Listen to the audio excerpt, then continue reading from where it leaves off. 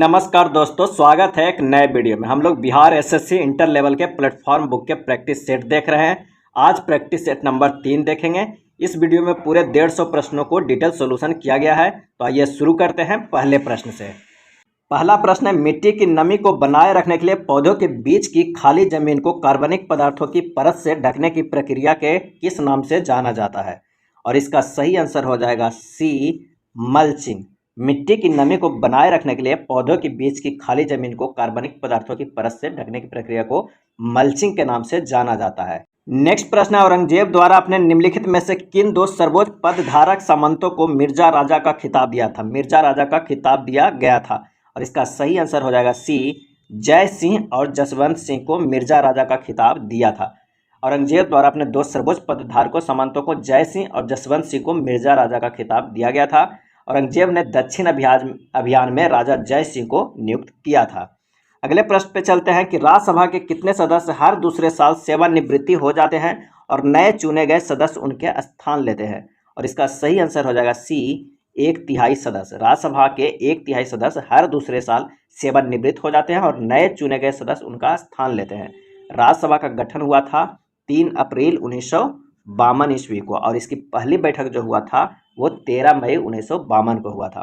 अनुच्छेद 80 में राज्यसभा के गठन का उल्लेख है और राज्यसभा में अधिकतम कितने सदस्य हो सकते हैं? तो 250 सदस्य हो सकते हैं और ये उपराष्ट्रपति जो होता है वो राज्यसभा का पदेन सभापति होता है। जो भारत का उपराष्ट्रपति होता है वो राज्यसभा का पदेन सभापति यानी अध्यक्ष होता है। नेक्स्ट है, निम्नलिखित में से दिल्ली के किस सुल्तान ने सबसे पहले दक्षिण भारत के लिए सैन्य अभियान शुरू किया था? दिल्ली के किस सुल्तान ने सबसे पहले दक्षिण भारत के लिए सैन्य अभियान शुरू किया था? और इसका सही जवाब हो जाएगा सी, अलाउद्दीन खिलजी ने सबसे पहले दक्षिण भारत के लिए सैन्य अभियान शुरू किया था। दक्षिण भारत की विजय के लिए अलाउद्दीन खिलजी ने मलिक काफूर को भेजा था। अगला प्रश्न है कि अब्दुल हमीद लाहौरी की कृति बादशाहनामा उनके संरक्षक खाली स्थान का आधिकारिक इतिहास है और इसका सही आंसर हो जाएगा बी, शाहजहां। अब्दुल हमीद लाहौरी की कृति बादशाहनामा उनके संरक्षक शाहजहां का आधिकारिक इतिहास है। बादशाहनामा में शाहजहां के काल में अकाल के बारे में चर्चा किया गया है। नेक्स्ट है, पुर्तगालियों द्वारा गोवा पर कब्जा कब किया गया था? पुर्तगालियों द्वारा गोवा पर कब्जा कब किया गया था? और इसका सही आंसर हो जाएगा डी, 1510 ईस्वी में गोवा पर कब्जा किया था। 1509 ईस्वी में अल्फांसो डी अल्बुकर्क भारत में पुर्तगाली वायसराय बनकर आया। अल्बुकर्क ने 1510 ईस्वी में बीजापुर के शासक यूसुफ आदिल शाह से गोवा छीन लिया। इसलिए अल्बुकर्क को भारत में पुर्तगाली साम्राज्य का वास्तविक संस्थापक माना जाता है। और अल्मेडा जो है वो 1505 से 9 तक रहा था। उन्हें ब्लू वाटर पॉलिसी की शुरुआत की थी और भारत के प्रथम पुर्तगाली वायसराय भी फ्रांसिसो डी अल्मेडा था। नेक्स्ट प्रश्न है, तिरुवरूर और अजंता की मंदिरों की दीवारों पर किस प्रकार की चित्रकारी मौजूद है? तिरुवरूर और अजंता की मंदिरों की दीवारों पर किस प्रकार की चित्रकारी मौजूद है? और इसका सही आंसर हो जाएगा डी, भित्ति चित्रकारी मौजूद है। भारतीय चित्रकला की गौरवशाली इतिहास का आरंभ भित्ति चित्रों से ही होता है। नेक्स्ट प्रश्न है कि लाला लाजपत राय की मृत्यु ब्रिटिश सरकार के किस निर्णय का विरोध करते हुई थी? और इसका सही आंसर हो जाएगा ए, साइमन कमीशन का। लाला लाजपत राय लाहौर में साइमन कमीशन का विरोध कर रहे थे। विरोध के दौरान जेम्स स्कॉट द्वारा बेरहमी से लाठीचार्ज किया गया था, जेम्स स्कॉट द्वारा, जिससे लाला लाजपत राय गंभीर रूप से घायल हुए तथा 17 नवंबर 1928 को उनकी मृत्यु हो गई थी। साइमन कमीशन की नियुक्ति जो हुई थी 8 नवंबर 1927 को राज सचिव बर्किनहेड द्वारा की गई थी। नेक्स्ट देखते हैं, प्लासी के युद्ध में ब्रिटिश ईस्ट इंडिया कंपनी के सैन्य दल का नेतृत्व किसने किया था? प्लासी के जो युद्ध हुआ था उसमें ब्रिटिश ईस्ट इंडिया कंपनी के सैन्य दल का नेतृत्व किसने किया था? और इसका सही जवाब हो जाएगा बी, रॉबर्ट क्लाइव। प्लासी के युद्ध में ब्रिटिश इंडिया कंपनी के सैन्य दल का नेतृत्व रॉबर्ट क्लाइव ने किया था। 23 जून 1757 को बंगाल के भागीरथी नदी के तट पर प्लासी नामक गांव में प्लासी का युद्ध हुआ था और इस युद्ध में अंग्रेजी सेना का नेतृत्व रॉबर्ट क्लाइव ने की थी तथा दूसरी ओर सिराजुद्दौला की ओर से मीर मदन एवं मोहनलाल अंत तक युद्ध करता रहा था। नेक्स्ट है, the god of a small thing उपन्यास किसने लिखा है? The god of small things, और इसका सही आंसर हो जाएगा B, Arundhati Rao. The god of small things उपन्यास अरुंधति राय द्वारा लिखा गया है। नेक्स्ट है, दादा भाई नौरोजी किस वर्ष यूनाइटेड किंगडम में हाउस ऑफ कॉमन्स के पहले भारतीय सदस्य बने थे? यूनाइटेड किंगडम में हाउस ऑफ कॉमन्स के पहले भारतीय सदस्य बने थे और इसका सही आंसर हो जाएगा ए, 1892 ईस्वी में यूनाइटेड किंगडम में हाउस ऑफ कॉमन्स के पहले भारतीय सदस्य बने थे। नौरोजी ने वर्ष 1892 में ब्रिटेन के आम चुनाव में किस पार्टी से? लिबरल पार्टी के टिकट से फिंसबरी सेंट्रल से चुनाव जीता था। फिंसबरी, ये भी पूछा जाता है, तो फिंसबरी सेंट्रल से चुनाव जीता था। दादा भाई नौरोजी को भारतीय राजनीति का पितामह भी कहा जाता था और इनके द्वारा लिखित पुस्तक है poverty and un British rule in India है, जिसको राष्ट्रीय आंदोलन का बाइबिल माना जाता है। दादा भाई नौरोजी भारतीय राष्ट्रीय कांग्रेस के अध्यक्षता भी 3 बार किए हैं। 1886 में कलकत्ता में, 1893 में लाहौर में और 1906 में कलकत्ता में। नेक्स्ट देखते हैं कि डॉक्टर BR अम्बेडकर को वर्ष खालिस्तान में भारत रत्न प्रदान किया गया था। अम्बेडकर को किस साल भारत रत्न प्रदान किया गया था? तो इसका सही आंसर हो जाएगा सी, 1990 में भारत रत्न प्रदान किया गया था, वो भी मरणोपरांत भारत रत्न दिया गया था। नेक्स्ट है सत्यार्थ प्रकाश पुस्तक खालिस्तान द्वारा लिखी गई है और इसका सही आंसर हो जाएगा ए, स्वामी दयानंद सरस्वती द्वारा लिखी गई थी सत्यार्थ प्रकाश। 1875 ईस्वी में सत्यार्थ प्रकाश हिंदी भाषा में लिखा था। दयानंद सरस्वती का जन्म 1824 ईस्वी में गुजरात के मोराबी के टंकरा में हुआ था और इनका बचपन का नाम जो था वो मूल शंकर था। नेक्स्ट प्रश्न है कि खालिस्तान में बाईचुंग भूटिया के नाम पर एक फुटबॉल स्टेडियम उनके जन्म स्थल के पास निर्मित किया गया है और इसका सही आंसर हो जाएगा सी, सिक्किम में। सिक्किम में उनके जन्म स्थल के पास एक फुटबॉल स्टेडियम का निर्मित किया गया है। सिक्किम के नामची में भारतीय फुटबॉल टीम के कप्तान रहे बाईचुंग भूटिया के नाम पर ही यह स्टेडियम बनाया गया है। नेक्स्ट है निम्नलिखित में कौन सा बंदरगाह गुजरात राज्य में स्थित है और इसका सही आंसर हो जाएगा बी, हजीरा। हजीरा बंदरगाह गुजरात राज्य में स्थित है। हजीरा बंदरगाह गुजरात राज्य में सूरत शहर में एक उपनगर और एक ट्रांसशिपमेंट पोर्ट है। नेक्स्ट प्रश्न है हृदय का जो संबंध कार्डियोलॉजी से है वही संबंध ब्रिक को खालिस्तान से है और इसका सही आंसर हो जाएगा बी, नेफ्रोलॉजी से। हृदय का संबंध कार्डियोलॉजी से और ब्रिक का नेफ्रोलॉजी से। अगला प्रश्न है कि बानी पूरब की दिशा की ओर मुंह किए हुए खड़ी हुई है। किस दिशा की ओर? पूरब। वह 90 डिग्री दक्षिणावर्त घूमती है। कितने डिग्री? तो वहां से ये 90 डिग्री दक्षिणावर्त घूमेगी तो क्या हो जाएगा? ये हो जाएगा घूमती है। फिर 135 डिग्री वामावर्त घूमती है। यहाँ से 135 डिग्री वामावर्त घूमती है तो ये 45 डिग्री पे चला जाएगा पूरब से।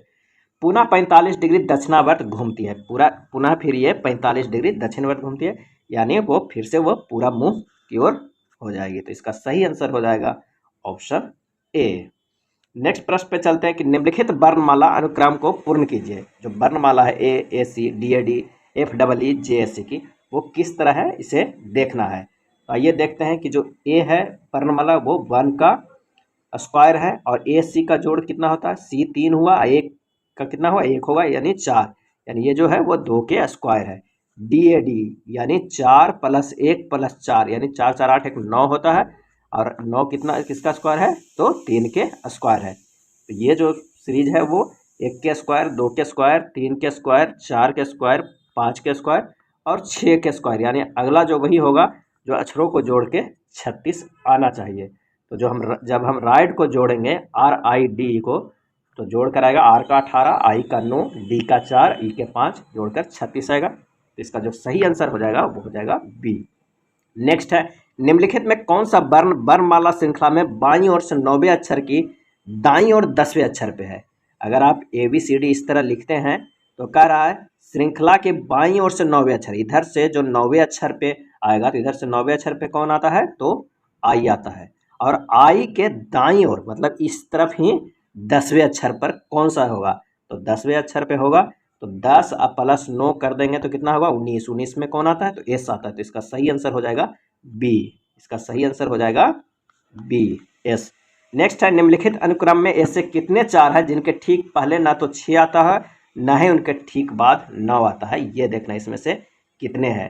तो 9 4 6 जो एक है, इसके ठीक पहले ना तो 6 आता है और ना ही उनके ठीक बाद 9 आता है। एक ये है और एक है 9 4 7 है और एक तीसरा जो हमें मिल रहा है, नहीं तीसरा नहीं है, 2 ही है। तो इसका जो सही जवाब हो जाएगा वो है डी, 2 है। नेक्स्ट है नीचे दिए गए 4 अक्षर समूहों में से 3 एक निश्चित प्रकार से समान है और एक भिन्न है, उस भिन्न अक्षर समूह का चयन कीजिए। बताना है कि इनमें से जो 3 एक निश्चित प्रकार से समान है और एक भिन्न है। तो आइए देखते हैं कि VSQP में क्या है कि V से S है -3 है और S से Q -2 और Q से P -1 है, यानी PQS भी तो इस तरह है। LICF भी -3 -2 और -1 है और I से F जो गया है वो -3 है और F से D -2 और D से C -1। यहाँ पर जो एक सीरीज चल रहा है वो शुरुआत में -3 हो रहा है, फिर -2 और एक क्या हो रहा है -1, लेकिन वी एक्स वी जेड में हो रहा है कि वी से एक्स तो -4 रहा है और एक्स से भी -2 जा रहा है और वी से जेड +4 जा रहा है। तो ये सीरीज अलग है, असंगत है, तो आंसर हो जाएगा A B X V Z. Next है उस विकल्प का चयन कीजिए जिसका तीसरी संख्या से वही संबंध है जो संबंध दूसरी संख्या के पहली संख्या से है। 5, 35, 19 में किस तरह संबंध है? अगर 5 को हम गुना करेंगे कितने 7 मरतबे तो क्या हो जाएगा 35 हो जाएगा। अगर 19 को हम गुना करते हैं कितने मरतबे तो क्या होगा? तो देखना यहाँ ये है कि यहाँ पर लगातार अभाज्य संख्याओं का गुणनफल है। 5 के बाद अभाज्य संख्या कौन होता है? 7 होता है, न कि 6। तो 5 और 7 अभाज्य संख्या, इन दोनों के गुना किया हुआ है। 19 के बाद अभाज्य संख्या क्या होगा? 21 नहीं 23 अभाज्य संख्या है। तो आंसर हो जाएगा 19 गुना 23 बराबर कितना हो जाएगा? 19 गुना 23 अगर हम करते हैं तो ये हो जाएगा 437। कितना? 437। तो आंसर जो हो जाएगा वो डी हो जाएगा।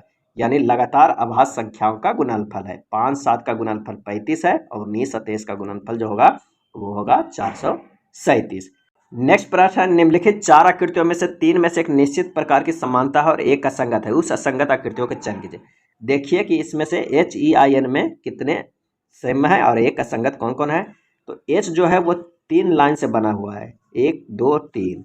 I भी 1 2 3 से बना हुआ है, N भी 3 से बना हुआ है, जबकि E जो है 1 2 3 1 4 लाइन से बना हुआ है। तो इसका जो सही आंसर हो जाएगा वो हो जाएगा सेकेंड, आंसर हो जाएगा डी। नेक्स्ट प्रश्न पे चलते हैं। निम्नांकित आकृतियों में से एक कागज को मोड़ने पर उसे काटने का तरीका दर्शाया गया है, यह कागज खोलने पर कैसा दिखेगा? अगर इससे हम इस तरह मोड़ा हुआ है और यहाँ पर कटिंग किया हुआ है तो खोलने पर कैसा दिखेगा? इसका जो सही आंसर हो जाएगा वो हो जाएगा ए, इस तरह दिखेगा। नेक्स्ट प्रश्न है, एक निश्चित कूट भाषा में इंडोर्स को 2 13 23 4 9 8 2 के रूप में लिखा जाता है, तो उसी कूट भाषा में हार्मोनी को क्या लिखा जाएगा? ये प्रश्न काफ़ी इंटरेस्टिंग है। आइए देखते हैं किस तरह लिखा हुआ है। तो जो वोवेल है, 5 वोवेल होते हैं, ए ई आई ओ यू, इसे 1 2 3 4 5 से लिखा है और जो कांस्टेंट है उसके विपरीत स्थानीय मानों के अंकों को लिखा है। जैसे एन का विपरीत है 13 लिखा है, डी का 23 लिखा है, आर के 9 लिखा है, एस के 8 लिखा है, यानी सभी व्यंजन अक्षरों को विपरीत स्थानीय मान में लिखा है। अगर उसी तरह हम लिखते हैं किसे, तो हार्मनी को, तो किस तरह लिखेंगे? तो एच को लिखेंगे विपरीत 19 होगा, ए वोवेल है तो 1 से किया है, और आर के विपरीत क्या होगा? 9 होगा, एम का विपरीत क्या होगा? तो 14 होगा, ओ तो वोवेल है, ओ को 4 से लिखा है तो ओ को लिख देंगे 4, और एन को लिखेंगे 13। अब बाई को विपरीत में क्या लिखेंगे? 2 लिखेंगे, क्योंकि इसका मान 25 होता है, 25 के विपरीत 2 होगा। इसका जो सही आंसर निकल कर आएगा वो हो जाएगा बी, 19 1 9 14 4 13 2। चलिए नेक्स्ट प्रश्न पे चलते हैं कि निम्नलिखित 5 में से 4 एक निश्चित तरीके से एक जैसे हैं और इसलिए एक समूह बनाते हैं, वह कौन सा है जो उस समूह के संबंधित नहीं है? Millimetre, kilogram, centimetre, decimetre, metre, ये सब जो है सभी में दूरी मापा जाता है, डिस्टेंस मापा जाता है, लेकिन किलोग्राम में वजन को मापा जाता है, इसलिए ये असंगत है। इसका सही आंसर जो हो जाएगा वो है डी। नेक्स्ट प्रश्न, दिए गए कथनों को पढ़िए, उनके आधार पर प्रश्न को उत्तर दीजिए। ये रिलेशन का प्रश्न है कि ए बी की माँ है, ए बी का पिता है, इस तरह अगर है तो इसी आधार पर एक समीकरण दिया हुआ है। इसके अनुसार एक्स की पत्नी का जेड से क्या संबंध है ये देखना है। तो एक फ्लो चार्ट बना देते हैं ताकि आप इसे आपको बनाने में सुविधा होगा। एक्स होगा, यहाँ पर वाई होगा और ये जेड होगा, और एक्स वाई का क्या है? एक दोनों भाई है, और ये इसकी पत्नी के बारे में पूछ रहा है कि इसकी और जेड में क्या रिलेशन होगा, तो इसका चाची रिलेशन में आएगा। आप समीकरण को जब हल कीजिएगा इसका जो सही जवाब हो जाएगा वो सी हो जाएगा। नेक्स्ट है, उस समुच्च का चयन कीजिए जिसकी संख्याओं के मध्य वही संबंध है जो संबंध नीचे दिए गए समुच्च की संख्याओं के मध्य है। 26 8 36 में क्या है? यहाँ पर देखिए कि 26 माइनस 8 कितना होगा? 18, और गुना 2 किया हुआ है यानी 36 किया हुआ है। तो इसी तरह अगर हम देखते हैं कि इसमें से कौन सही है, तो देखते हैं कि जो सी है 33 माइनस 6 करेंगे तो क्या होगा? 33 माइनस 6 करेंगे तो 27 आएगा, और 27 गुना 2 करेंगे तो क्या हो जाएगा? 54 हो जाएगा। इसलिए सही जो विकल्प हो जाएगा वो सी हो जाएगा। नेक्स्ट है, उस विकल्प का चयन कीजिए जिसमें दी गई आकृति अंतर्निहित है, घुमाने की अनुमति नहीं है। अंतर्निहित है। तो इसका जो आंसर हो जाएगा वो सी में जो आकृति दिया हुआ है वो अंतर्निहित है। अगला है, एक ही पासे की तीन विभिन्न स्थितियां प्रदर्शित है, तीन वाले पृष्ठभाग के विपरीत पृष्ठभाग पे कौन सी संख्या है। तो आइए अगर हम इसे देखते हैं, 4 5 1 इस तरह क्लॉकवाइज देखते हैं तो 4 5 1 है, और इसमें देखते हैं तो 4 3 2 है। तो 5 के विपरीत 3, 1 के विपरीत 2, तो 4 के विपरीत जो बच जाएगा वो हो जाएगा इसका 6। तो इसमें पूछ रहा है प्रश्न में कि तीन वाले पृष्ठभाग के विपरीत पृष्ठभाग क्या होगा, तो आंसर हो जाएगा 5। तो सही आंसर जो है वो है डी 5। मान लीजिए x जो है वो 4 अंकों की बड़ी संख्या से बड़ी संख्या है, जिसे 16 28 40 और 48 में विभाजित करने पर प्रत्येक स्थिति में 11 शेषफल प्राप्त होता है। तो संख्या x के सभी अंकों का योग क्या होगा। तो प्रश्न में दिया हुआ है कि x 4 अंकों की बड़ी से बड़ी संख्या जिसमें इससे विभाजित करेंगे तो प्रत्येक स्थिति में 11 शेषफल है। तो सबसे पहले 16 28 40 48 का हम एलसीएम ले लेंगे, और जो हमारा एलसीएम आएगा वो कितना आएगा, 1680 आएगा। अब 4 अंकों की सबसे बड़ी संख्या क्या होता है, तो 4 अंकों की सबसे बड़ी संख्या 9999 होता है, और उसे अगर हम 1680 से भागा देंगे तो 5 बारी से अगर हम काटते हैं तो 8400 आएगा, और बाकी शेष जो बचेगा वो 1599 शेष बच जाएगा। यानी जो अभिष्ट संख्या होगा 9999 में से 1599 घटा देंगे और उसमें 11 जोड़ देंगे, तो जो निकल कर आएगा 8411, ये हमारा अभिष्ट संख्या होगा। और इसके अंकों का योग होगा 8 4 12 2 14। इसका जो सही जवाब हो जाएगा आंसर डी 14। और ये पिछले सेट में भी प्रश्न दिया गया था। नेक्स्ट है, ए की आय बी की आय से 125% अधिक है, और सी की आय ए और बी की कुल आय से 60% कम है। सी की आय ए की आय से कितने प्रतिशत कम है। दशमलव के लिए एक स्थान सही है। अगर मान लिया कि ए का आय कितना है 100 प्लस 125 है, वो है 100, बी की आय से 125% अधिक है, तो यानी बी का अगर 100 रहेगा तो ए की आय होगा 100 प्लस 125% ज़्यादा, तो यानी 225। और सी के जो आय कह रहा है कि ए प्लस बी के जो आय है उससे 60% कम है। तो इस तरह अगर आप सोल्व कीजिएगा, ए प्लस बी गुना 100 माइनस 60/100, तो जो हमारा निकल कर आएगा वो सी का आया निकलेगा 130 रुपया। तो ए माइनस सी होगा 225 माइनस 130 बराबर 95। तो अभिष्ट प्रतिशत बराबर होता है क्या कि ए माइनस सी बटा 1 कर दीजिएगा गुना 100, तो निकल जाएगा, और ये निकल कर आएगा 42.2%। आंसर बी सही हो जाएगा। अगला प्रश्न है कि 13 क्रमागत पूर्णांक संख्याओं का योग 1339 है, इन संख्याओं में से अभाज्य संख्याओं का योग कितना होगा। कह रहा है कि 13 क्रमागत संख्याओं का पूर्ण का योग 1339 है। तो औसत सातवीं संख्या अगर हम निकालते हैं, सातवीं संख्या का औसत क्या हो सकता है, तो 1339 बटा 13 बराबर 103, क्योंकि क्रमागत की बात कर रहा है तो उसमें बीच जो वाला अक्षर होगा वो 7 भी होगा। तो 103 आया हमारा औसत। 103 से इधर 6 होगा क्रमागत में और 6 इधर होगा, तो किस तरह का संख्या बनेगा, 97 से लेके 109 तक। इसमें कुल अभाज्य संख्या कौन कौन है, तो 97 है, 101 होगा, 103 होगा, 107 होगा और 109, ये सभी है जो अभाज्य संख्या। और इन सबको अगर हम काउंट करते हैं तो जो हमारा निकल कर आएगा वो आएगा 517। इसका सही आंसर हो जाएगा बी 517। नेक्स्ट है, अनीता एक वस्तु पर उसके लागत मूल्य पर 210 अधिक मूल्य अंकित करती है। जब वह इसके अंकित मूल्य पर 20% की छूट देकर बेचती है तो उसे 10% की हानि होती है। वस्तु का विक्रय मूल्य कितना होगा, तो ये लाभ हानि का परसेंटेज है, इसे आप बना लीजिएगा। इसका जो आंसर निकल के आया बता दे रहे हैं, 1512 आएगा, बी सही आंसर हो जाएगा। नेक्स्ट है, 6 आदमी एक कार्य को 48 दिनों में पूर्ण करते हैं। यदि एक आदमी 2 औरतों के बराबर काम करता है तो 4 आदमी और 8 औरतें मिलकर उसी कार्य को कितने दिनों में पूर्ण करेंगे। तो देखिए M1 बराबर कह रहा है कि 6 आदमी और D1 बराबर कह रहा है 48 दिन। तो M2 बराबर क्या हो जाएगा, तो 4 प्लस 8/2 मतलब 8 आदमी के बराबर, और D2 यहाँ पूछ रहा है। तो फार्मूला होता है M1 D1 बराबर M2 D2, यानी 6 गुना 48 बराबर 8 गुना D2 कीजिएगा तो जो हमारा D2 निकल के आएगा वो है 36 दिन। इसका सही आंसर हो जाएगा बी। सालनी अपनी आय की 1/3 बचाती है। यदि उसकी आय x% बढ़ जाती है और खर्च 15% बढ़ जाता है तो बचत में 21% की वृद्धि हो जाती है। तो x का मान ज्ञात कीजिए। अगर मान लिया कि आय 300 है तो बचत कितना करती थी 100, खर्च कितना करती थी 200।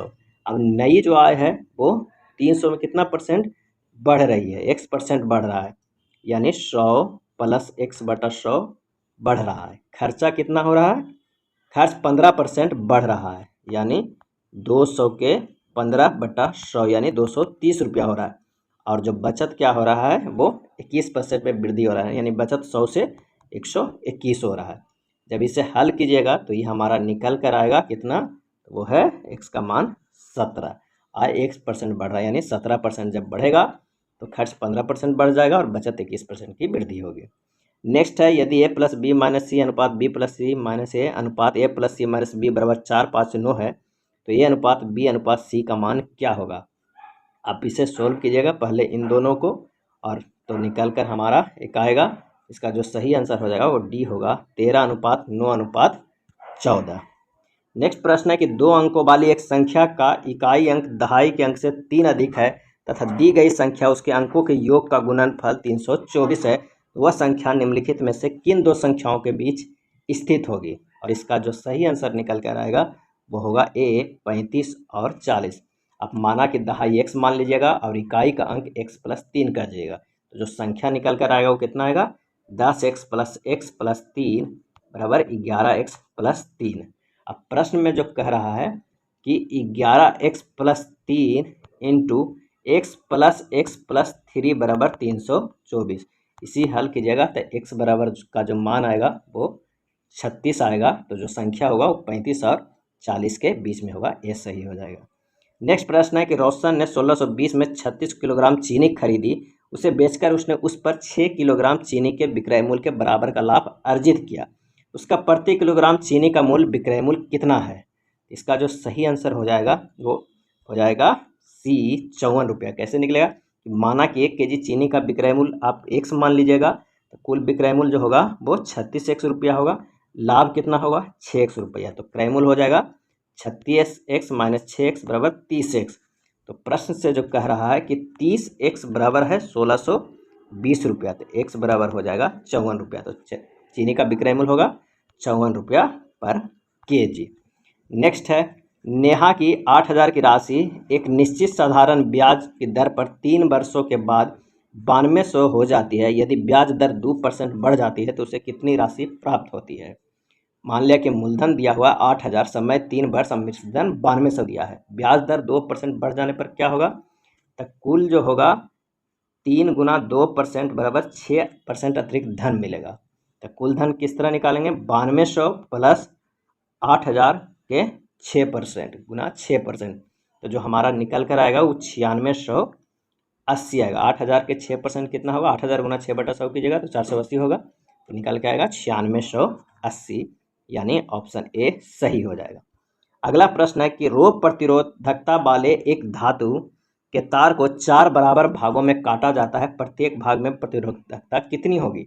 और इसका सही आंसर हो जाएगा डी रो ही होगी, क्योंकि प्रतिरोधकता किसे कहते हैं कि चालक का वह गुण जो उनके माध्यम से प्रवाहित होने वाले विद्युत धारा के प्रवाह को विरोध करता है और पदार्थ की आकृति और आकार से स्वतंत्र होता है, लेकिन पदार्थ की प्रकृति और तापमान पर निर्भर करता है, प्रतिरोधकता कहलाता है।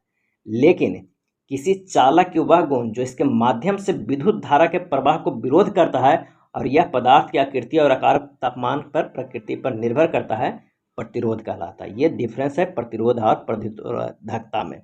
प्रतिरोध को आर से करते हैं, प्रतिरोधकता को रो से डिनोट करते हैं, तो इसका सही आंसर हो जाएगा डी।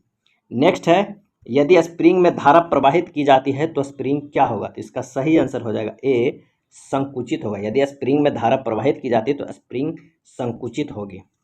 अगले प्रश्न पे चलते हैं कि कक्षा में सबसे पीछे बेंच पर बैठा कोई विद्यार्थी श्याम पट पर लिखे अक्षरों को पढ़ सकता है परंतु पाठ्य पुस्तक में लिखे अक्षरों को नहीं पढ़ पाता है, निम्नलिखित में से कौन सा प्रकथन सही है। और इसका आंसर हो जाएगा ए विद्यार्थी के नेत्र का निकट बिंदु उससे दूर हो गया है। विद्यार्थी के नेत्र का निकट बिंदु उससे दूर हो गया है, यानी दूर दृष्टि दोष हाइपरमेट्रोपिया में नेत्र की दूर बिंदु 25 सेंटीमीटर से आगे चला जाता है। इस कारण व्यक्ति को पुस्तक पढ़ने के लिए उसे 25 सेंटीमीटर से दूर रखना पड़ता है। तो दूर दृष्टि दोष को ठीक करने के लिए कौन सा लेंस का यूज करते हैं, तो उत्तल लेंस के चश्मे का प्रयोग करते हैं और उत्तल लेंस की फोकस दूरी धनात्मक होती है। उत्तल लेंस को रीडिंग ग्लास भी कहा जाता है। चलिए अगले प्रश्न पे चलते हैं कि निम्नलिखित में से कौन सा आर्किमिडीज के सिद्धांत पर आधारित नहीं है, और इसका सही आंसर हो जाएगा बी, हवाई जहाज के पंखों की डिजाइनिंग आर्किमिडीज के सिद्धांतों पर आधारित नहीं है। हवाई जहाज के पंखों को डिजाइनिंग आर्किमिडीज के सिद्धांत पर आधारित नहीं है। हवाई जहाज के पंखों की डिजाइनिंग बर्नौली के सिद्धांत पे आधारित है। नेक्स्ट प्रश्न है, गुरुत्वाकर्षण के नियम में गुरुत्वाकर्षण बल है, और इसका आंसर हो जाएगा सी, द्रव्यमान रखने वाले किन्हीं भी दो पिंडों के बीच होता है। और फार्मूला क्या होता है एफ का, Gm1m2/r²। नेक्स्ट प्रश्न है कि मानव आंखों में निकट दृष्टि दोष को क्या कहा जाता है, और इसका आंसर हो जाएगा ए, मायोपिया। मानव आंखों में निकट दृष्टि दोष को मायोपिया कहा जाता है। निकट दृष्टि दोष के निवारण के लिए उपयुक्त फोकस दूरी के अवतल लेंस का प्रयोग किया जाता है। नेक्स्ट प्रश्न है कि सूर्योदय और सूर्यास्त के समय सूर्य का रंग लाल दिखता है क्योंकि, और इसका सही आंसर हो जाएगा ए, बड़ी तरंगदैर्घ्य का प्रकाश कम प्रकीर्णित होता है। सूर्योदय या सूर्यास्त के समय सूर्य का रंग लाल दिखता है क्योंकि अधिक तरंगदैर्घ्य का प्रकाश प्रकीर्णित कम होता है तथा अधिक दूरी तक तय करता है। रैले के अनुसार जिस रंग का तरंगदैर्घ्य जितना अधिक होता है उसका प्रकीर्णन उतना ही कम होता है, क्योंकि फार्मूला होता है S प्रोपोर्शनल टू 1/λ/4। ये रैले के अनुसार है। इसका सही आंसर हो जाएगा ए। अगला प्रश्न है, निम्नलिखित में कौन सा प्रकाश के अपवर्तन का उदाहरण नहीं है। निम्नलिखित में कौन सा प्रकाश के अपवर्तन का उदाहरण नहीं है, और इसका आंसर हो जाएगा डी, अस्त होते हुए सूर्य का रंग लाल होना। अस्त होते हुए सूर्य का रंग लाल होना प्रकाश के अपवर्तन का उदाहरण नहीं है। प्रकाश के अपवर्तन का उदाहरण है इंद्रधनुष का निर्माण होना, तारों को टिमटिमाना, मानव आंख द्वारा छवि का निर्माण करना। अगला है, ध्वनि की गति भी और माध्यम का घनत्व रो के मध्य क्या रिश्ता है, और इसका आंसर हो जाएगा A, v² proportional to 1/ρ। v² proportional to 1/ρ। अगला है, निम्नलिखित में किसका इलेक्ट्रॉनिक्स विन्यास 2, 8, 13 बन है, यानी 2, 8, 10, 10 और 13 क्या हो जाएगा, 23, 1, 24। 24 किसका है, तो इसका सही आंसर हो जाएगा क्रोमियम का। नेक्स्ट हो जाएगा 50 का आंसर हो जाएगा ए, क्रोमियम। अगला है, खाली स्थान भारत के उत्तर पूर्वी भाग में की जाने वाले स्थानांतरित कृषि का एक रूप है, और इसका आंसर हो जाएगा डी, झूमिंग। झूमिंग भारत के उत्तर पूर्वी भाग में की जाने वाले स्थानांतरित कृषि का एक रूप है। झूमिंग या स्थानांतरित कृषि सबसे प्राचीन पद्धति है। झूमिंग के तहत किसी विशेष स्थल की वनस्पति को काटकर या जलाकर साफ कर दिया जाता है, फिर उस पर कृषि की जाती है। नेक्स्ट है, धूपगढ़ की पहाड़ियाँ किस राज्य में स्थित है।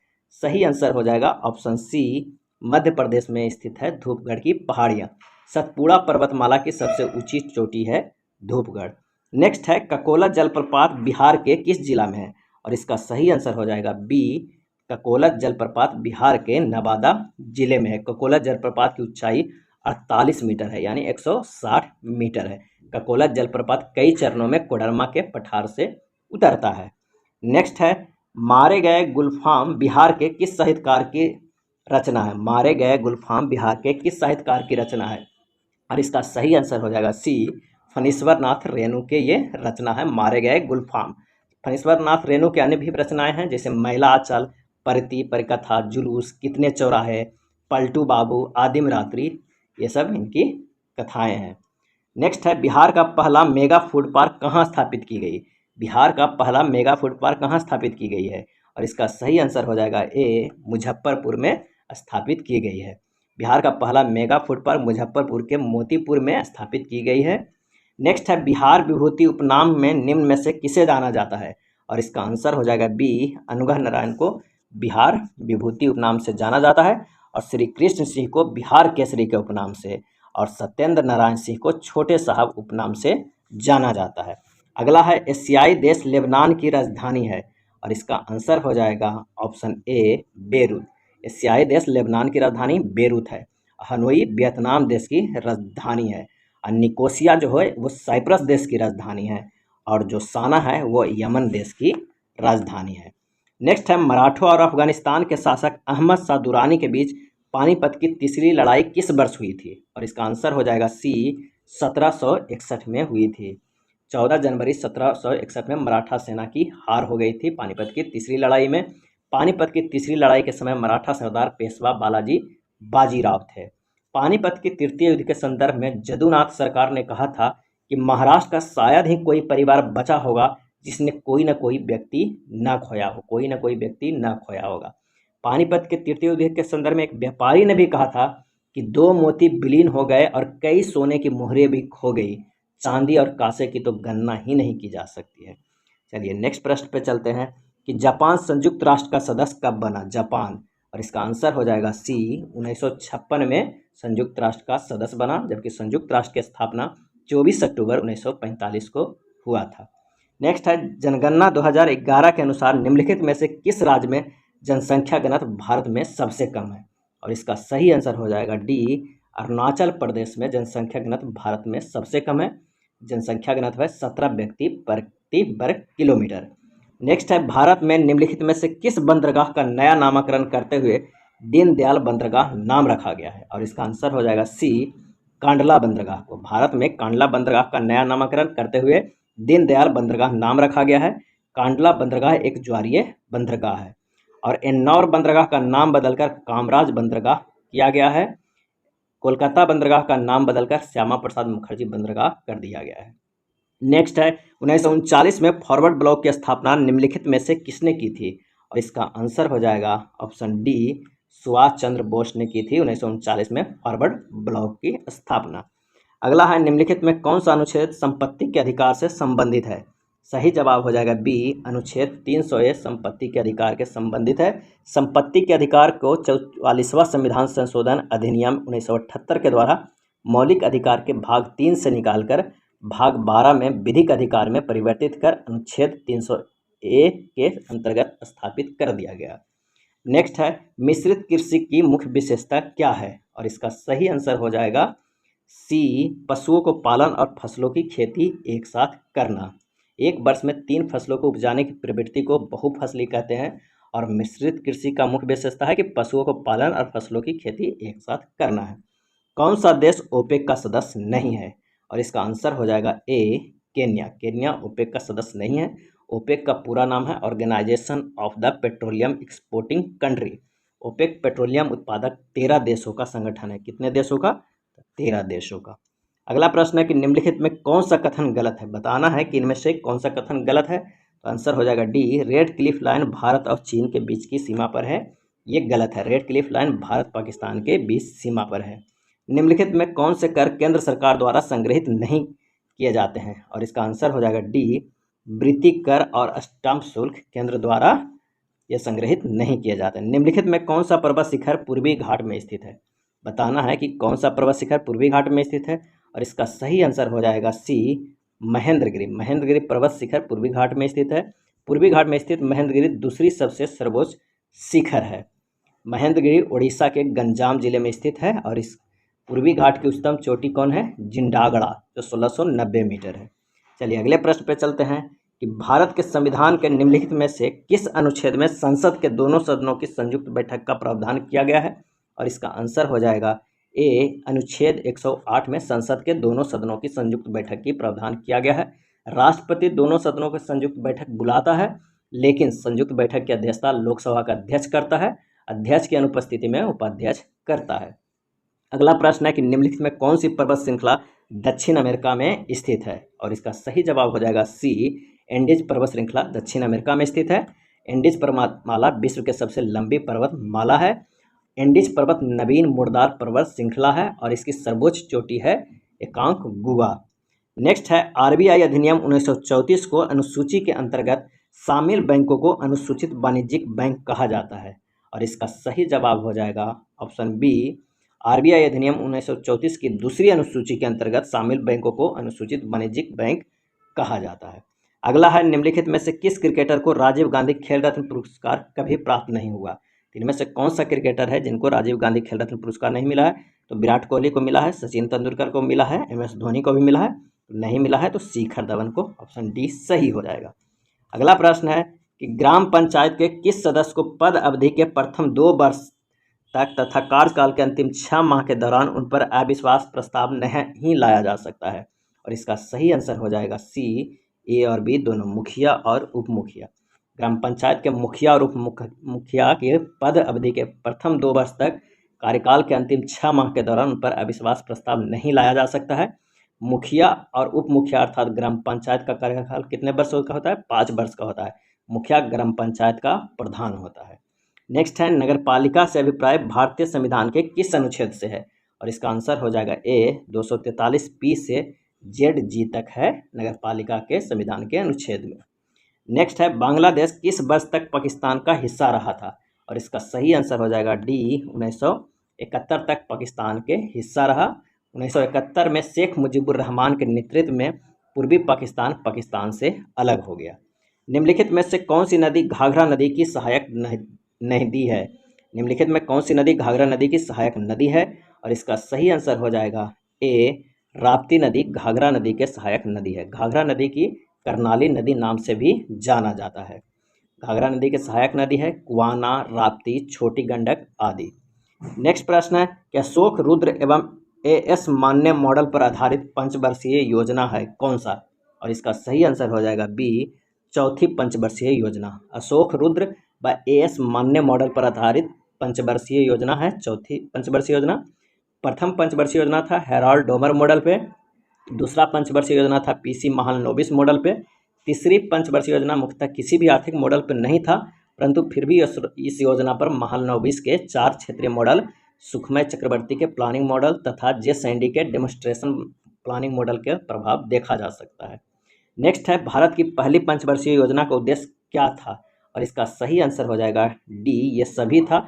मुद्रास्फीति पर नियंत्रण करना, शरणार्थियों का पुनर्वास, खदानों के मामले में कम से कम संभव अवधि में आत्मनिर्भरता प्राप्त करना पहली पंचवर्षीय योजना का ये सब उद्देश्य था। नेक्स्ट प्रश्न है कि हाल ही में यूनेस्को की विश्व विरासत सूची में शामिल होने वाला 42वां भारतीय स्थल कौन है? 42वां भारतीय स्थल कौन सा है? और इसका सही आंसर हो जाएगा ऑप्शन बी होयसल मंदिर समूह। हाल ही में यूनेस्को के विश्व विरासत सूची में शामिल वाला 42वां भारतीय स्थल था होयसल मंदिर समूह। होयसल के पवित्र समूह कर्नाटक के बेल्लूर, हेलेबीड और सोमनाथपुर के प्रसिद्ध होयसल मंदिरों को संयुक्त राष्ट्र शैक्षिक, वैज्ञानिक एवं सांस्कृतिक संगठन यूनेस्को की विश्व विरासत सूची में जोड़ा गया है। और पश्चिम बंगाल की वीरभूमि जिले में स्थित शांति निकेतन को 41वां स्थल घोषित किया है। नेक्स्ट है, ऑस्कर पुरस्कार 2023 में सर्वश्रेष्ठ अभिनेता का अवार्ड किसने जीता है? इसका सही आंसर हो जाएगा ए ब्रैडन फ्रेजर ने जीता है। और द एलिफेंटा व्हिस्पर के निर्देशक थे कार्तिकेय गोलाब, जिसने बेस्ट डॉक्यूमेंट्री शॉर्ट फिल्म का ऑस्कर जीता है। और भारतीय फिल्म आरआर के गाने नाटू नाटू ने इतिहास रच दिया है। इस गीत ने 95वें अकादमी पुरस्कार में सर्वश्रेष्ठ ओरिजिनल सॉन्ग का भी पुरस्कार जीता है। नेक्स्ट है, भारत की पहली क्षेत्रीय एआई न्यूज एंकर लीसा को कहाँ लॉन्च किया गया है? सही जवाब हो जाएगा सी उड़ीसा में लॉन्च किया गया है एआई न्यूज एंकर लीसा को। और फरवरी 2023 में भारत का पहला एआई चैटबॉट लेक्सी लॉन्च किया गया था। नेक्स्ट है, किस राज्य सरकार ने महिलाओं के लिए लाडली बहन योजना शुरू किया है? लाडली बहन योजना शुरू की है और इसका आंसर हो जाएगा ए मध्य प्रदेश ने। इस योजना के अंतर्गत 21 साल में 60 साल की उम्र की महिलाओं को कुछ निश्चित शर्तों के साथ हर महीने 1000 रुपये दिए जाएंगे। लाडली बहन योजना मध्य प्रदेश राज्य सरकार ने शुरू किया है। 111वें स्थापना दिवस बिहार दिवस 2023 की थीम और विषय क्या था? और इसका आंसर हो जाएगा ऑप्शन बी युवा शक्ति बिहार की प्रगति। भारत के राष्ट्रीय चिकित्सक दिवस किसके सम्मान में मनाया जाता है? आंसर हो जाएगा ए विधान चंद्र राय के सम्मान में मनाया जाता है राष्ट्रीय चिकित्सक दिवस। नेक्स्ट प्रश्न है कि राष्ट्रमंडल खेल 2022 में भारत ने कितने स्वर्ण पदक जीते हैं? और इसका सही आंसर हो जाएगा बी 22 स्वर्ण पदक जीते हैं। लेकिन टोटल कितने पदक जीते हैं? तो 61 पदक जीते हैं, जिसमें 22 स्वर्ण, 16 रजत और 23 कांस्य पदक था। यदि 5 पुरुष या 9 बच्चे किसी कार्य को 92 दिनों में पूरा कर लेते हैं तो 20 पुरुष और 10 बच्चे उस कार्य को कितने समय में पूरा करेंगे? तो आइए निकालते हैं कि 5 पुरुष बराबर कितना है? 9 बच्चे। तो 20 पुरुष बराबर कितना हो जाएंगे? 36 बच्चे हो जाएंगे। तो 20 पुरुष और 10 बच्चे बराबर कितने हो गए? 36 बच्चे प्लस 10 बच्चे मतलब 46 बच्चे हो गए। तो 46 बच्चे जो हैं वो द्वारा कार्य पूरा करने में लगा समय कितना होगा? तो 9 गुना 92/46 कर दीजिएगा तो निकल कर आ जाएगा 18 दिन। इसका सही जवाब हो जाएगा ए 18 दिन। अगला प्रश्न है कि 4 गुना 38 गुना 764 गुना 1256 का इकाई अंक क्या हुआ? तो आइए सबसे पहले इकाई अंक निकालते हैं कि 4 और 8 से गुना करेंगे तो 832 आ जाएगा। और 764 के 4 से और ये 12 156 में 6 से गुना करें, 6 चौ 24 तो आ जाएगा 24। और इन दोनों के अगर इकाई अंक को हम गुना करेंगे तो आ जाएगा 4 दूनी 8, तो इसका इकाई अंक हो जाएगा कितना 8। तो सही जवाब हो जाएगा बी। नेक्स्ट प्रश्न है, चार क्रमागत विषम संख्याओं का योगफल 144 है, पहली संख्या और अंतिम संख्या का लसा क्या होगा। पहली और अंतिम संख्या का लसा है, तो चार क्रमागत विषम संख्या कौन कौन हो सकता है, एक्स हो सकता है, x+2 हो सकता है, x+4 हो सकता है, x+6, इतने क्रमागत विषम संख्या है। जब इसे ऐड करेंगे तो कितना के बराबर होना चाहिए, 144 के बराबर होना, जैसा कि प्रश्न में दिया हुआ है। तो ऐड करने पर 4x + 12 बराबर 144 आएगा। तो x का जो मान निकल कर आएगा वो 33 आएगा। तो पहली संख्या हो जाएगा 33, दूसरी हो जाएगा 35, तीसरी हो जाएगा 37 और चौथी हो जाएगा 39। अब पहली संख्या और अंतिम संख्या का लसा निकालना, यानी 33 और 39 के जब लसा निकालेंगे तो निकल कर आएगा 429। तो इसका जो सही जवाब हो जाएगा वो हो जाएगा ए। नेक्स्ट प्रश्न है कि x बराबर 2 होने पर 5 + x, 2x + 7, 6x + 9 और 22 समानुपात में है, तो y का मान ज्ञात कीजिए। तो आप इसे सोल्व कर लीजिएगा और इसका आंसर जो आ जाएगा वो हो जाएगा बी 33। नेक्स्ट है, 5 प्रेक्षणों का माध्य 20 है, यदि एक और प्रेक्षण जोड़ दिया जाता है तो माध्य में 2 वृद्धि हो जाती है। जोड़े गए छठे प्रश्न का मान ज्ञात कीजिए। मान लिया कि 5 का है कितना, तो 20 है, 5 गुना अगर हम 20 करते हैं कितना आ जाएगा 100। छठा जोड़ने पर क्या हो जाएगा, 2 बढ़ जाता है, 6 गुना 22 हो जाता है, यानी 132। तो छठे का मान कितना होगा, 132 - 100 बराबर 32। काफ़ी ईजी है, इसे आसान सोल्व कर लीजिएगा, आंसर हो जाएगा बी। नेक्स्ट है, कृतिका ने निधि को 25% की वार्षिक ब्याज दर पर 64,000 एक वर्ष के लिए उधार दिए, जिस पर ब्याज की गणना अर्धवार्षिक चक्रवृद्धि आधार पर की जाती है। निधि द्वारा भुगतान किए जाने वाले ब्याज की राशि क्या होगा। तो इसे सोल्व कीजिएगा। आर बराबर हो जाएगा 25/2, क्योंकि अर्धवार्षिक है, तो सोल्व करने पर जो आंसर निकल के आ जाएगा वो ये हो जाएगा 17,000। अगला है 36.1/102.4 का वर्गमूल क्या होगा। अगर इसे हम वर्गमूल निकालते हैं तो हो जाएगा 361 गुना, अगर हम 10 करते हैं 1024 गुना 10, ऊपर नीचे पॉइंट को हटा रहे हैं, ऊपर नीचे 10 से गुना करते हैं, रूट में करते हैं, तो 361/1024 हो जाएगा। ऊपर नीचे 10 से गुना करेंगे, पॉइंट हट जाएगा, 361/1024 रूट में आ जाएगा। 361 का जो है वो 19 का जो स्क्वायर होता है वो 361 होता है, और 1024 का जो स्क्वायर होता है वो 32 का होता है। 32 का स्क्वायर 1024 होता है। तो सही जो जवाब निकल कर आएगा वो होगा बी 19/32। अगला प्रश्न है कि एक मिश्र धातु पर 42% चांदी थी। यदि मिश्र धातु की मात्रा में 147 ग्राम चांदी थी तो मिश्र धातु के दूसरे तत्वों की मात्रा कितनी थी। ये भी काफ़ी आसान है कि 42% बराबर 147, तो अभिष्ट मात्रा बराबर 100 - 42% बराबर 58%। तो 58% के निकालेंगे तो 147/42 गुना 58 कीजिएगा तो निकल कर आएगा 203 ग्राम। इसका जो सही आंसर हो जाएगा वो हो जाएगा कितना, तो सी 203 ग्राम। क्रय मूल्य पर कितने प्रतिशत लाभ विक्रय मूल्य पर 20% लाभ के बराबर है।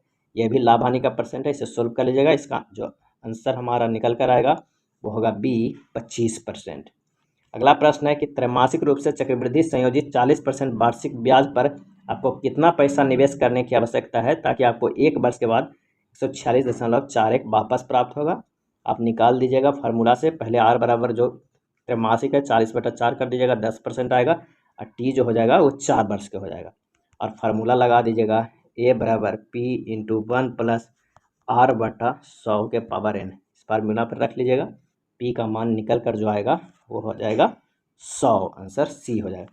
निम्नलिखित में से किस विकल्प का मान 3.14 गुना 10 के पावर 6 के बराबर है। इसे सोल्व कीजिएगा, ये निकल कर आएगा आंसर बी 314,0000। नेक्स्ट है, विनोद ने अपने घर से अपने कार्यालय तक की यात्रा 20 किलोमीटर पर घंटा की चाल से की और 5 किलोमीटर पर घंटा की चाल से वापस आया। उसे पूरी यात्रा में 4 घंटे लगे। उसके कार्यालय और उसके घर के बीच की दूरी ज्ञात करना है। तो अभीष्ट दूरी बराबर हो जाएगा कुल समय गुना चालों का गुणनफल बटा चालों का योग। तो कुल समय 4 घंटा लगा गुना 20 गुना 5 है चालों का गुणनफल, चालों का योग 20 + 5 है। सोल्व कीजिएगा, निकल कर आएगा 16 किलोमीटर। आंसर सी सही हो जाएगा। जो आंसर हो जाएगा सी सही हो जाएगा। 98 नंबर प्रश्न के 25% सांद्रता वाले 36 लीटर संतरे के रस में 80% सांद्रता वाले संतरे के रस की कितनी मात्रा मिलाई जानी चाहिए ताकि प्राप्त होने वाले मिश्रण की सांद्रता 7% हो। आप इससे निकाल सकते हैं इस तरह 25%, 80%, और क्या कह रहा है कि मिश्रण का सांद्रता 60% हो। आप इस तरह निकालिए तो 20% ये हो गया, 80 माइनस 60 20। अब 25, 60 माइनस 25 कितना हो जाएगा, 35। तो और इसका सही आंसर हो जाएगा ए 63 लीटर। इसे आप सोल्व कर लीजिएगा, यहाँ आंसर हम बता देते हैं।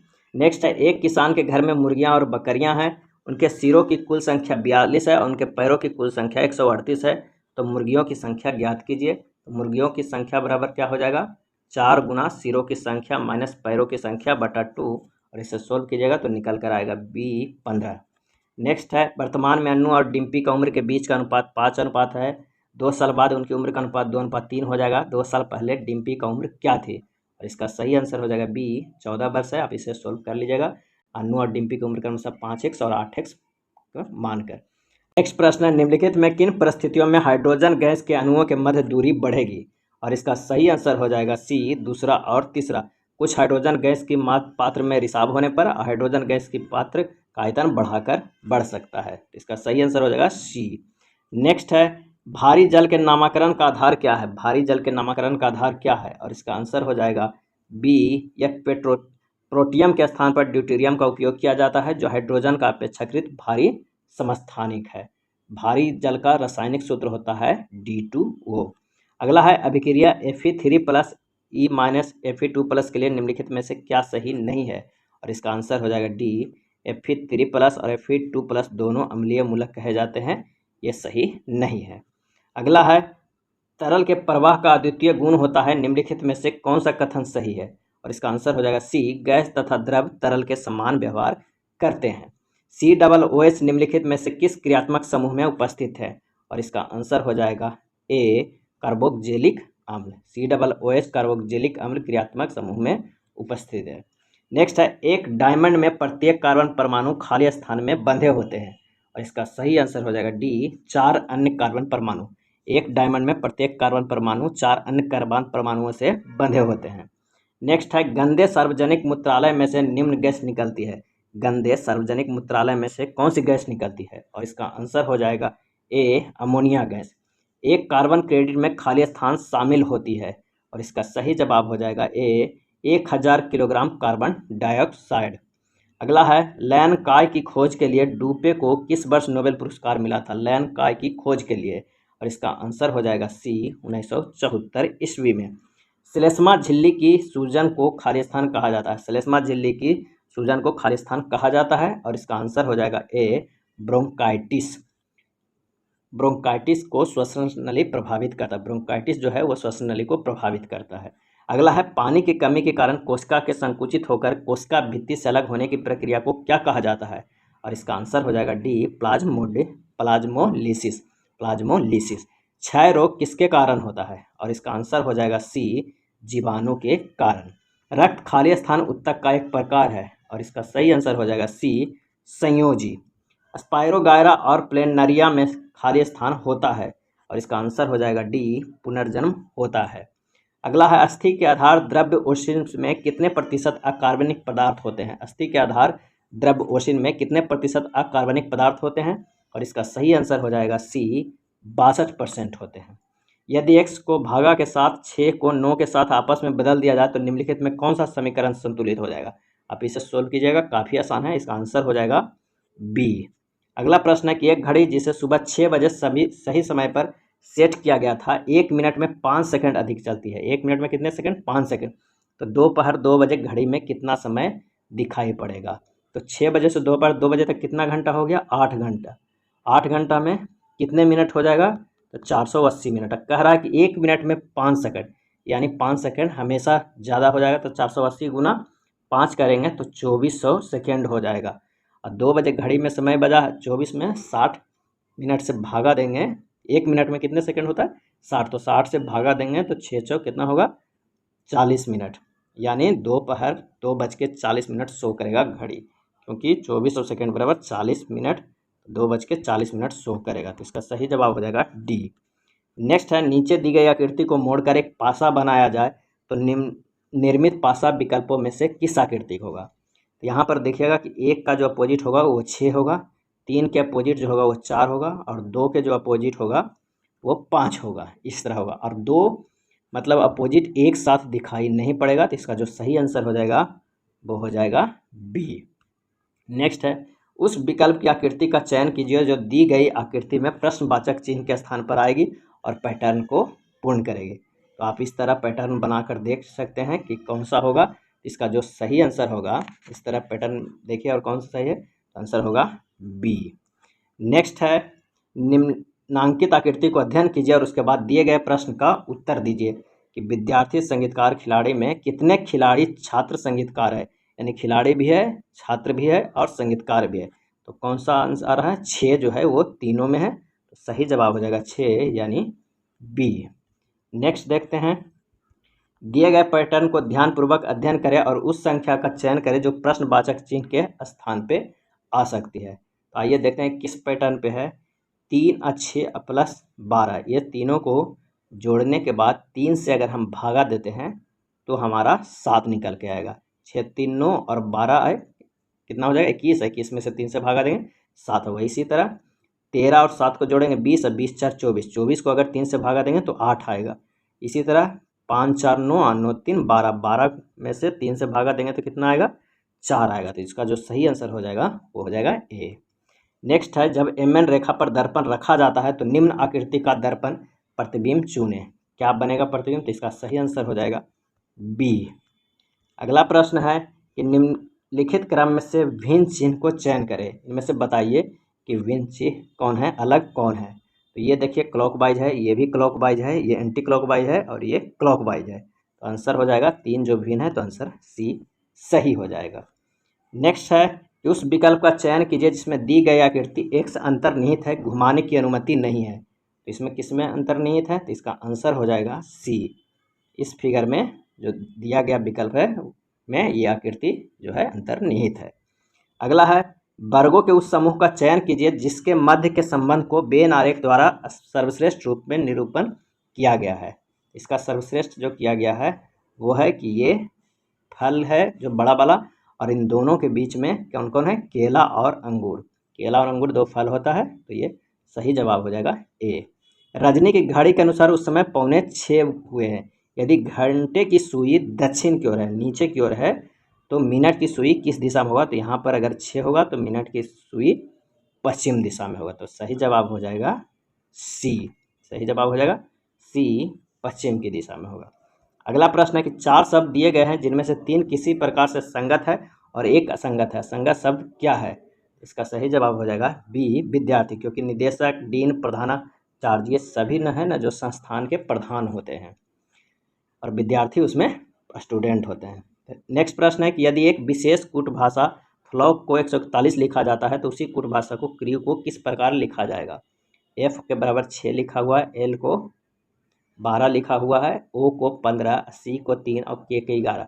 अगर इन सब को जोड़ेंगे तो हमारा निकल कर आएगा 47 और उसे 3 से मल्टीप्लाई करेंगे तो 141 है।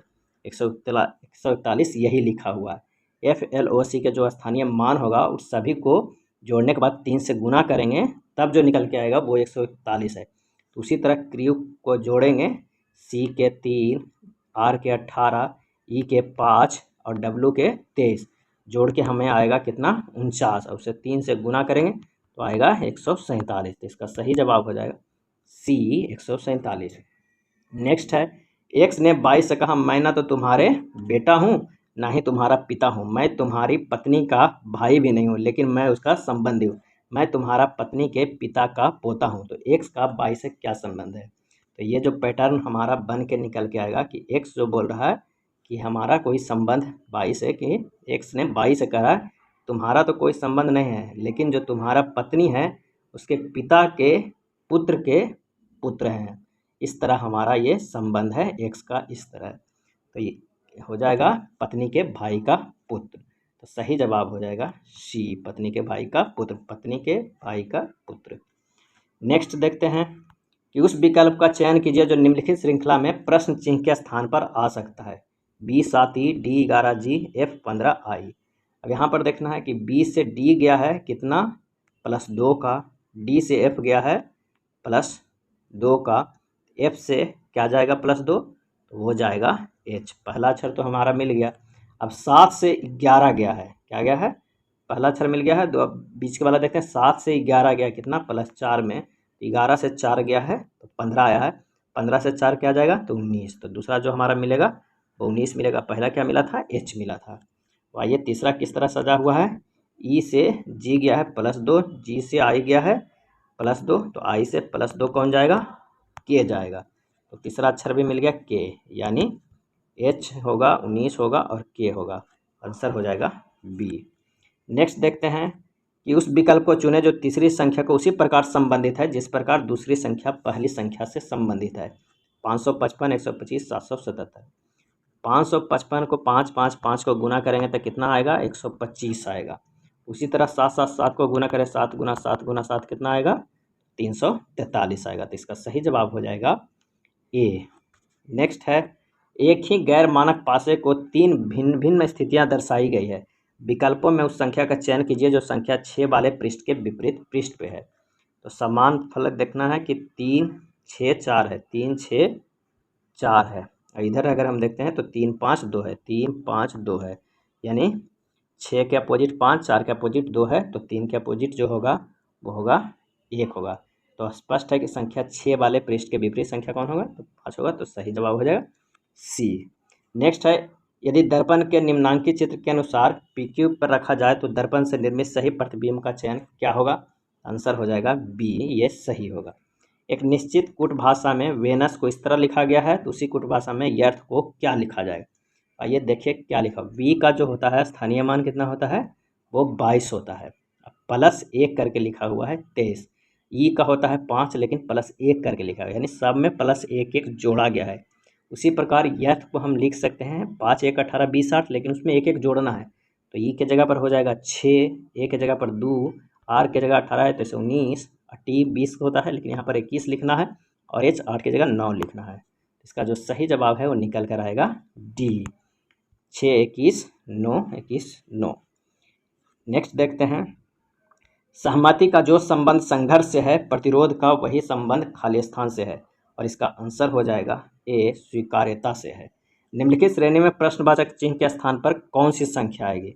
एक सीरीज दिया हुआ है और बताना है कि इसके अगले जो है जो क्या है। ये सीरीज है, कई स्टेप में नीचे चलेगा। क्या ये देखें, 3 से 15 +12 जुड़ा हुआ है, 15 से 3 +15 गया हुआ है, और 30 से 46 जो गया है वो गया है +16। तो इस तरह एक स्टेप तो यहाँ से चलेगा, फिर उसके नीचे का भी एक सीरीज चलेगा, उसके बाद फिर एक नीचे चलेगा, और फिर इस तरह 4 स्टेप में जब नीचे कीजिएगा तो एक पता चल जाएगा कॉमन कि सभी में +8 जुड़ रहे हैं। तो इसका जो सही जवाब निकल कर आएगा वो आ जाएगा 443, C आंसर आ जाएगा। अगला है, उस विकल्प का चयन करें जिसका तीसरे शब्द में वही संबंध है जो कि दूसरे शब्द के पहले शब्द से है। लेटर्स, वर्ड और बीट्स। बीट्स मतलब होता है मन का, मन का से क्या बनता है, हार या माला यानी नेकलेस बनता है, ये हो जाएगा। और लेटर से क्या बनता है, बर्ड बनता है। यदि यू भी का भाई है, यू डब्लू की बहन है और एक्स यू का पति है, तो यू का भी से क्या संबंध है। यानी डब्लू भाई भी है, भी का भाई यू है और इसका पति एक्स है, तो भी और यू में संबंध है बहन का। सही आंसर हो जाएगा B। नेक्स्ट है, उस विकल्प का चयन कीजिए जो रिक्त स्थानों को पूर्ति करके दी गई श्रेणी को पूर्ण करेगा। और इसका आंसर हो जाएगा 6 44 9 42 खाली स्थान, उसके बाद 40 है। तो 6 से हम इस अक्षर को नहीं देखेंगे, 9 को देखेंगे कितना इंक्रीमेंट है 3 का, और 44 से 42 क्या है -2 घटा है। फिर 9 से क्या होगा, 3 इंक्रीमेंट करेंगे तो 12 होगा, और 42 से कितना घटेगा 2, तो 40 आएगा। यानी जो आंसर निकल कर आएगा हमारा वो 12, यहाँ पर 12 हो जाएगा। अगला प्रश्न है कि एक कक्षा के सभी 30 विद्यार्थी उत्तर की ओर मुख करके एक सीधी पंक्ति में है। तो अशोक दाएं सिरे से 16वें स्थान पर है, जबकि अरुण बाएं सिरे पे 19वें स्थान पर है। अशोक और अरुण के बीच कितनी विद्यार्थी खड़े हैं। तो बाएं सिरे से क्या है 19वें स्थान पे, और दाएं सिरे से अशोक का जो है वो 16वें स्थान पे है। तो बाएं सिरे से अशोक का स्थान क्या होगा, तो टोटल तो 30 है, तो 30 - 16 + 1 हो जाएगा, तो हो जाएगा 15। आंसर कितना हो जाएगा, 30 - 16 + 1 = 15। किसका, बाएं सिरे से अशोक का स्थान। तो अशोक और अरुणा के बीच की विद्यार्थियों की संख्या 19 - 15 - 1 = 3। इसका जो सही आंसर हो जाएगा A 3 हो जाएगा। नेक्स्ट है, उस विकल्प का चयन करें जिसके शब्दों के मध्य वहाँ संबंध है जो दिए गए शब्द युग में है। वर्ग के बाद क्या आता है, पंचभुज आता है। वर्ग क्या होता है, चौकोर, ये पंचभुज है। तो उसी तरह क्या होगा, त्रिभुज के बाद परिमाप नहीं, 3 के बाद 1 बढ़ रहा है तो समचतुर्भुज होगा, तो आंसर हो जाएगा सी। अगला प्रश्न है कथन का, अब बताना है कि निष्कर्ष में कि कुछ सीमेंट ईंट है, सभी ईंट बालू है, सभी सीमेंट पत्थर है। तो जो हमारा ये बनेगा वो इस तरह बनेगा कि कुछ जो सीमेंट है, ये अंदर वाले सीमेंट है वो है ईंट है कुछ सीमेंट, और सभी ईंट बालू है, सभी सीमेंट पत्थर है। तो ये पत्थर कर देते हैं क्योंकि सभी सीमेंट जो है वो पत्थर भी है, और एक ये भी बनेगा और एक ये भी बनेगा। ऊपर जो अंदर जो होगा वो ईंट होगा और बालू होगा, तब ये कथन निष्कर्ष निकलता है। तो यहाँ पर जो प्रश्न हमारा बनना है इस तरह का, फिर से देख लीजिए ग्राफ, ये बनेगा और ये, तो इस तरह निकल कर आप देखिएगा निष्कर्ष में कि कुछ पत्थर ईंट है, कुछ बालू सीमेंट है, कुछ सीमेंट पत्थर है। तो जो निकल कर आएगा वो होगा सी, सभी अनुसरण करते हैं, क्योंकि सभी में कुछ कुछ लगा हुआ है। नेक्स्ट है, यदि 17 जनवरी 2004 को शनिवार था तो 10 अप्रैल 2013 को सप्ताह का कौन सा दिन था। तो आइए, 17 जनवरी 2004 तो है शनिवार है, 10 अप्रैल 2013 देना, 13 और 2004 में 9 साल का, तो विषम दिन कितना हो गया, 9 हो जाएगा। प्लस इसमें 3 गो लीप ईयर आ रहा है क्योंकि 2004 भी लीप है, 8 भी और 12 भी, तो 3 लीप ईयर तो कितना हो गया, 12 ये हो गया।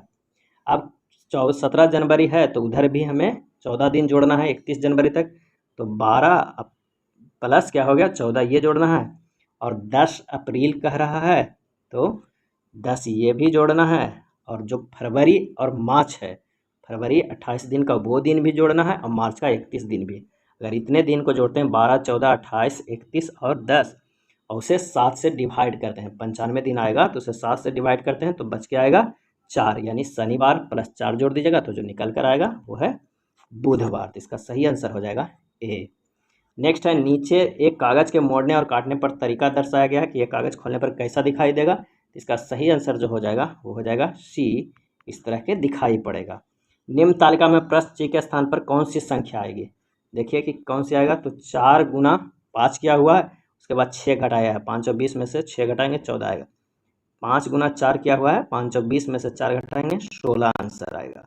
और इसी तरह अगर हम 6 से गुना करेंगे, 6 गुना 4, 6 गुना 4 कितना आएगा 24, उसमें से 5 घटाएंगे आ जाएगा 19, तो आंसर हो जाएगा बी। अगला प्रश्न है कि पी टी से लंबा है, क्यू एस से लंबा है। ये भी प्रश्न काफ़ी इजी है, आप इसे सोल्व कर सकते हैं। इस तरह बनकर सीरीज आएगा, क्यू से क्यू लंबा है एस से, एस लंबा है पी से, पी लंबा है टी से, टी लंबा है यू से, और यू लंबा है आर से। इसका सही आंसर जो हो जाएगा वो है कौन सा सबसे छोटा, तो आर सबसे छोटा, ये सही हो जाएगा। अगला प्रश्न है, निम्नलिखित अवधारणाओं में कौन सी कथन अंतर्निहित है। लता ने अपने पति से कहा, मैं पार्टी में अपने पुराने मित्रों से मिलने के लिए उत्सुक हूँ। लता को पार्टियों में जाना पसंद नहीं है, ये गलत है। वह अपने पुराने मित्रों के साथ बीते वक्त के सभी क्षणों को याद कर रही है, ये सही है। तो अवधारणाएं सेकंड निहित है, इसका आंसर हो जाएगा बी। अगला प्रश्न है कि किसी दर्पण को जब नीचे दिए गए शब्द के नीचे क्षैतिज रेखा जाता है तो उसके द्वारा निर्मित दर्पण छवि का चयन कीजिए। अगर इस तरह दर्पण रखा जाएगा तो कैसा बनेगा, तो इसका सही आंसर जो हो जाएगा वो सी, इस तरह के छवि बनेगा। दिए गए 4 शब्दों में 3 में से एक निश्चित प्रकार की समानता है और एक असंगत है, संगत विकल्प का चयन करें। तो संगत इसमें से क्या है, वो है अपारदर्शी, क्योंकि साफ, पारदर्शी और पारभासी एक जैसा है, अपारदर्शी अलग है, तो आंसर हो जाएगा। नेक्स्ट प्रश्न है, दी गई आकृति में कितने वर्ग है। तो आइए काउंट करते हैं, 1 2 3 4 5 6 7 8 9 10 11 12 13, 13 तो इसमें से वर्ग दिए हुए हैं। एक वर्ग ये होगा 14, एक ये होगा 15, एक ये होगा 16 और एक ये होगा 17, यानी टोटल कितने हैं 17। आंसर ए सही हो जाएगा। यह था प्रैक्टिस सेट नंबर 3। अगर वीडियो अच्छा लगा हो तो प्लीज़ लाइक एंड शेयर कर दीजिएगा। धन्यवाद।